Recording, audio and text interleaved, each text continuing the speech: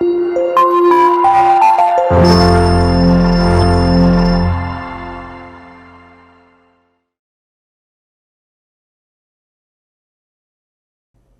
बच्चों, कैसे हैं आप? उम्मीद करती हूँ आप बढ़िया और एकदम मज़े में होंगे। बच्चों, आज हम एक पाठ पढ़ेंगे जिसका नाम है साइकिल की सवारी। ईश्वर ही जानता है कि जब मैं किसी को साइकिल की सवारी करते या हारमोनियम बजाते देखता हूँ तब मुझे अपने ऊपर कैसी दया आती है। सोचता हूँ भगवान ने ये दोनों विद्याएं भी खूब बनाई हैं। एक से समय बचता है, दूसरे से समय कटता है। मगर तमाशा देखिए, हमारे भाग्य में कलयुग की ये दोनों विद्याएं नहीं लिखी हैं। न साइकिल चला सकते हैं, ना बाजा ही बजा सकते हैं। पता नहीं कब से यह धारणा हमारे मन में बैठ गई है कि हम सब कुछ कर सकते हैं मगर ये दोनों काम नहीं कर सकते। शायद 1942 की बात है कि बैठे बैठे ख्याल आया, चलो साइकिल चलाना सीख ले। और इसकी शुरुआत यूँ हुई कि हमारे लड़के ने चुपचाप ही यह विद्या सीख ली और हमारे सामने से सवार होकर निकलने लगा। अब आपसे क्या कहें, लज्जा और शर्म के कैसे कैसे ख्याल हमारे मन में आए। सोचा, क्या हम ही जमाने भर से फिसड्डी रह गए हैं? फिसड्डी अर्थात किसी काम के नहीं है।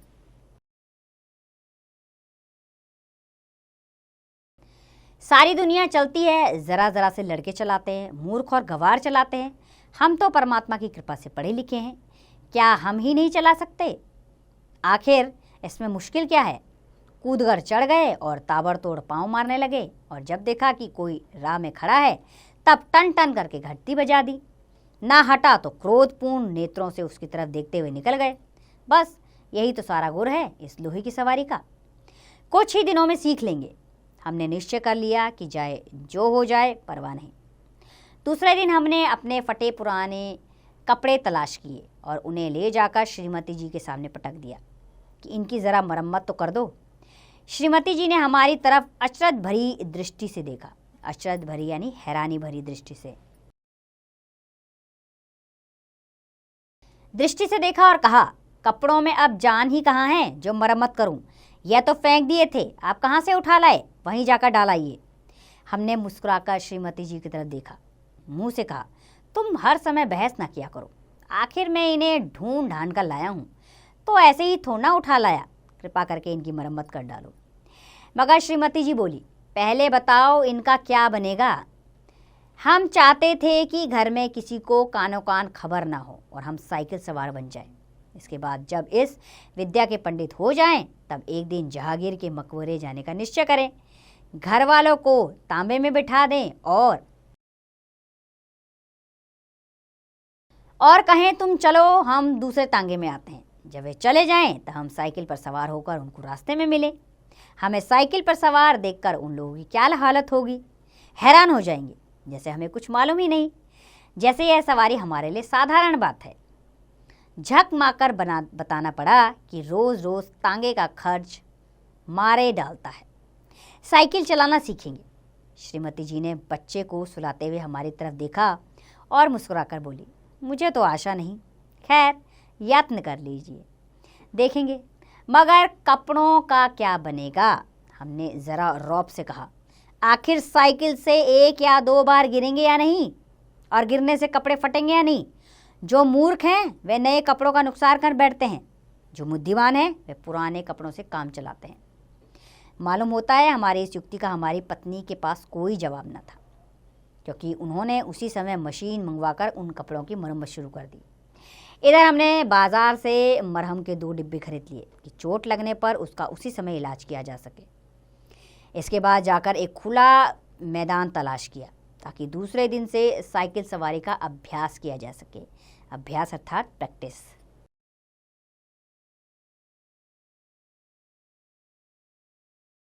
अब यह सवाल हमारे सामने था कि अपना उस्ताद किसे बनाएं। इसी उधेड़ मुन में बैठे थे कि तिवारी लक्ष्मी नारायण आ गए और बोले, क्यों भाई, हो जाए एक बाजी ससनन की। हमने सिर हिलाकर जवाब दिया, नहीं साहब, आज तो जी नहीं चाहता। क्यों? यदि जी ना चाहे तो क्या करे? यह कहते कहते हमारा गला भर आया। तिवारी जी का दिल पसीज गया। हमारे पास बैठकर बोले, अरे भाई, मामला क्या है? पत्नी से झगड़ा तो नहीं हो गया? हमने कहा, तिवारी भैया क्या कहें, सोचा था लाओ साइकिल की सवारी सीख ले, मगर अब कोई ऐसा आदमी नहीं दिखाई देता जो हमारी सहायता करे। बताओ, है ऐसा कोई आदमी तुम्हारे ख्याल में? तिवारी जी ने हमारी तरफ बेबस आंखों से ऐसा देखा मानो हमको कोई खजाना मिल रहा है और वे खाली हाथ रह जाते हैं। बोले, मेरी मानो तो यह रोग ना पालो, अब इस अवस्था में साइकिल पर चढ़ोगे और फिर यह भी कोई सवारी है कि डंडे पर उकड़ू बैठे और पांव चलाए जा रहे हैं।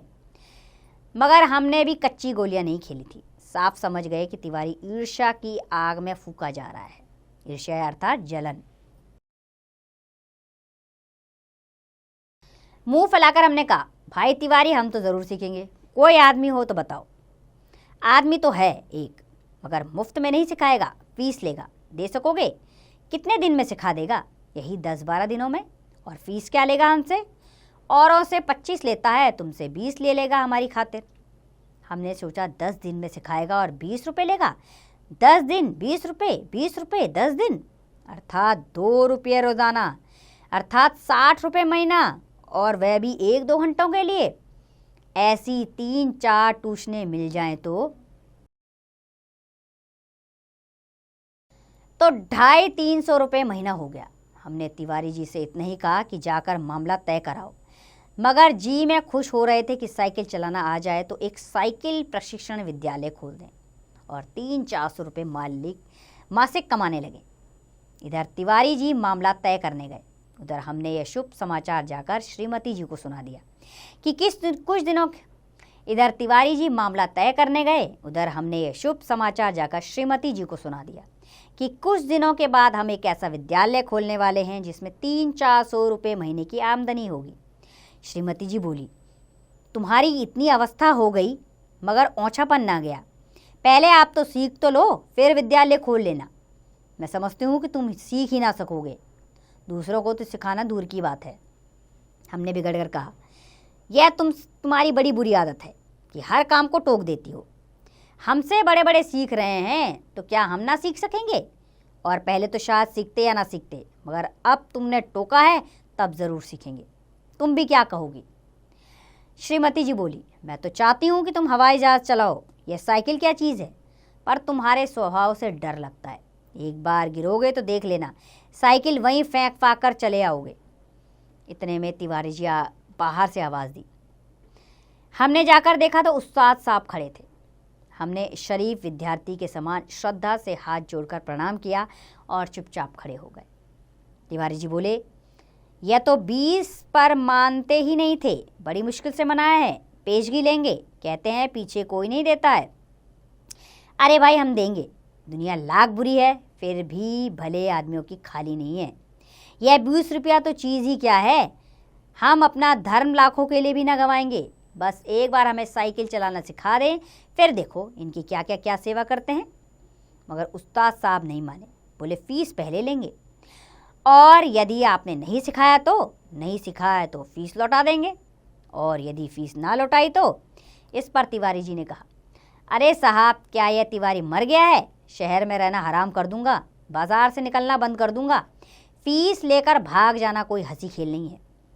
जब हमें विश्वास हो गया कि इसमें कोई धोखा नहीं है, तब हमने फीस के रुपए लाकर उस्ताद को भेंट कर दिए और कहा, उस्ताद कल सवेरे ही आ जाना, हम तैयार रहेंगे।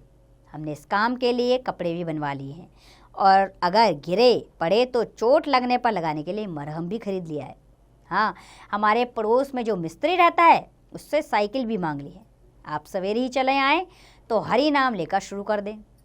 तिवारी जी और उस्ताद ने हमें इस बात से तसल्ली दी और चले गए।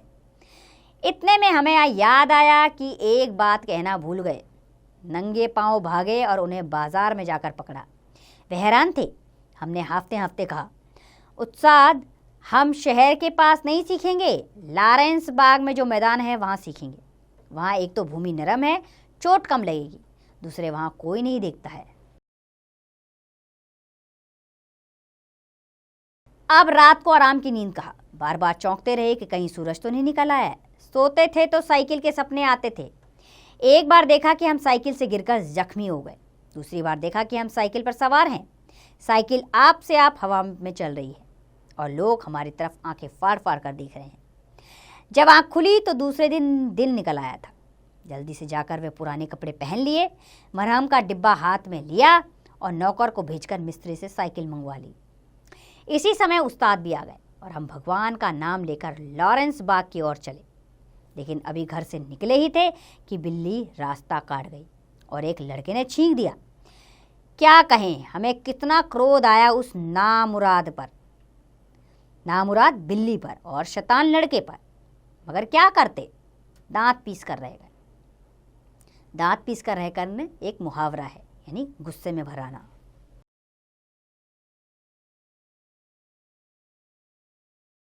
एक बार फिर भगवान का नाम लिया और आगे बढ़े, पर बाजार में पहुंचकर देखा कि हर आदमी जो हमारी तरफ देखता है मुस्कुराता है।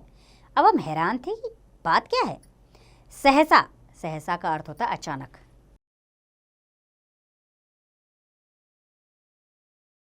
सहसा हमने देखा कि हमने जल्दी और घबराहट में पजामा और अचकन दोनों उल्टे पहन लिए हैं और लोग इसी पर हंस रहे हैं। सिर मुंडाते ही ओले पड़े। हमने उस्ताद से माफ़ी मांगी और घर लौट आए, अर्थात हमारा पहला दिन मुफ्त में गया। दूसरे दिन फिर निकले। रास्ते में उस्ताद साहब बोले, मैं एक गिलास लस्सी पी लूँ, आप ज़रा साइकिल को थामिए। उस्ताद साहब लस्सी पीने लगे तो हमने साइकिल के पुर्जों की ऊपर नीचे से परीक्षा शुरू कर दी। फिर कुछ जी में आया तो उसका हैंडल पकड़कर ज़रा चलने लगे, मगर 2 ही कदम गए होंगे कि ऐसा मालूम हुआ जैसे साइकिल हमारे सीने पर चढ़ी आती है। इस समय हमारे सामने यही गंभीर प्रश्न था कि क्या करना चाहिए, युद्ध क्षेत्र में डटे रहें या हट जाएं। सोच विचार के बाद यही निश्चय हुआ कि लोहे का घोड़ा है, इसके सामने हम क्या चीज़ है। बड़े बड़े वीर योद्धा भी नहीं ठहर सकते, इसलिए हमने साइकिल छोड़ दी और भगोड़े सिपाही बनकर मुड़ गए। पर दूसरे ही क्षण साइकिल अपने पूरे जोर से हमारे पांव पर गिर गई और हमारी राम दुहाई बाजार के एक सिरे से दूसरे सिरे तक गूंजने लगी। उत्साद लस्सी छोड़कर दौड़ आए और दयावान लोग भी जमा हो गए। सबने मिल मिलाकर हमारा पांव साइकिल से निकाला। भगवान के एक भक्त ने मरहम का डिब्बा भी उठाकर हमारे हाथ में दिया। दूसरे ने हमारी बगलों में हाथ डालकर हमें संभाला और सहानुभूति से पूछा, चोट तो नहीं आई? ज़रा 2-4 कदम चलिए, नहीं तो लहू जम जाएगा। इस तरह दूसरे दिन हम और हमारी साइकिल दोनों अपने घर से थोड़ी दूर जख्मी हो गए। हम लंगड़ाते हुए घर लौट आए और साइकिल ठीक होने के लिए मिस्त्री की दुकान पर भेज दी। मगर हमारे वीर हृदय का साहस और धीरज देखिए, आप भी मैदान में डटे रहे। कई बार गिरे, कई बार शहीद हुए, घुटने तुड़वाए, कपड़े फड़वाए, पर क्या मजाल जो हार मान ले। 8-9 दिन में साइकिल चलाना सीख गए, लेकिन उस पर चढ़ना नहीं आता था। कोई परोपकारी पुरुष सहारा देकर चढ़ा देता था तो फिर लिए जाते थे। हमारे आनंद की कोई सीमा नहीं थी। सोचते थे मार लिया मैदान हमने, 2-4 दिन में पूरे मास्टर बन जाएंगे, इसके बाद प्रोफेसर और इसके बाद प्रिंसिपल, फिर प्रशिक्षण, महाविद्यालय और 300-400 रुपये मासिक। तिवारी जी देखेंगे और ईर्ष्या से जलेंगे। उस दिन उस्ताद ने हमें साइकिल पर चढ़ा दिया और सड़क पर छोड़ दिया कि ले जाओ, अब तुम सीख गए। अब हम साइकिल चला रहे थे और दिल ही दिल फूले न समा रहे थे। मगर हाल यह था कि कोई आदमी 200 गज के फासले पे तो होता तो हम गला फाड़ फाड़ कर चिल्लाना शुरू कर देते, साहब ज़रा बाईं तरफ हट जाइए। दूर फासले पर कोई गाड़ी दिखाई देती तो हमारे प्राण सूख जाते। प्राण सूखना अर्थात डर जाना। उस समय हमारे मन की जो दशा होती उसे परमेश्वर ही जानता है। जब गाड़ी निकल जाती तो कहीं जाकर हमारी जान में जान आती। सहसा सामने से तिवारी जी आते हुए दिखाई दिए। हमने उन्हें भी दूर से ही चेतावनी दे दी कि तिवारी जी बाईं तरफ हो जाओ, वरना साइकिल ऊपर चढ़ जाएगी। तिवारी जी ने अपनी छोटी छोटी आंखों से हमारी तरफ देखा और मुस्कुराकर कहा, ज़रा एक बात तो सुनते जाओ। हमने एक बार हैंडल की तरफ, दूसरी बार तिवारी जी की तरफ देखकर जवाब दिया, इस समय बात कैसे सुन सकते हैं, देखते नहीं हो साइकिल पर सवार हैं। तिवारी जी बोले, तो क्या जो साइकिल चलाते हैं वे किसी की बात नहीं सुनते? ज़रूरी बात है, ज़रा उतर आओ। हमने लड़खड़ाती हुई साइकिल को संभालते हुए जवाब दिया, उतर गए तो चढ़ाएगा कौन? तिवारी जी चिल्लाते ही रह गए और हम आगे निकल गए। तभी सामने से एक तांगा आता दिखाई दिया। हमने दूर से ही डांट लगाई, भाई ज़रा संभाल, बाईं तरफ, हम नए चलाने वाले हैं। तांगा बाईं तरफ हो गया। हम अपने रास्ते चले जा रहे थे कि अचानक पता नहीं घोड़ा भड़क गया या तांबे वाले को शरारत सूझी, जो भी हो तांगा सामने आ गया। हमारे हाथ पैर फूल गए। हाथ पैर फूलना मुहावरा है, इसका मतलब घबरा जाना। जरा सा हैंडल घुमा देते तो हम दूसरी तरफ निकल जाते, मगर बुरा समय आता है तो बुद्धि पहले ही भ्रष्ट हो जाती है। उस समय हमें ख्याल ही नहीं आया कि हैंडल घुमाया भी जा सकता है। फिर क्या था, हम और हमारी साइकिल दोनों ही तांबे के नीचे आ गए और हम बेहोश हो गए। जब होश आया तब हम अपने घर में थे। हमारी देह पर कितनी ही पट्टियां बंधी थी। हमें होश में आते देखकर श्रीमती जी ने कहा, क्यों, अब क्या हाल है? मैं कहती ना थी साइकिल चलाना ना सीखो। उस समय तो किसी की सुनते ना थे। हमने सोचा लाओ ज़रा इल्ज़ाम तिवारी पर ही लगा दें और आप साफ बच जाएं। कहा, यह सब तिवारी जी की शरारत है। श्रीमती जी ने मुस्कुराकर जवाब दिया, यह चकमा उसको देना जो कुछ न जानता हो। उस तांगे पर बच्चों को लेकर मैं ही तो घूमने निकली थी कि चलो सैर कराएंगे और तुम्हें साइकिल चलाते भी दिखाएंगे। निरुत्तर होकर हमने आंखें बंद कर ली। उस दिन के बाद फिर हमने साइकिल को हाथ नहीं लगाया। तो बच्चों, इस पाठ से हमें यह मौलिक ज्ञान मिलता है कि हमें वही कार्य करने चाहिए जिसमें हमें दक्षता हो, अर्थात अपने सामर्थ्य के अनुसार हमें काम करना चाहिए। उससे आगे के काम में हमें हाथ नहीं डालना चाहिए। तो उम्मीद करती हूँ आपको ये पाठ अच्छा लगा होगा। अब इसका अभ्यास कार्य आप स्वयं कीजिए।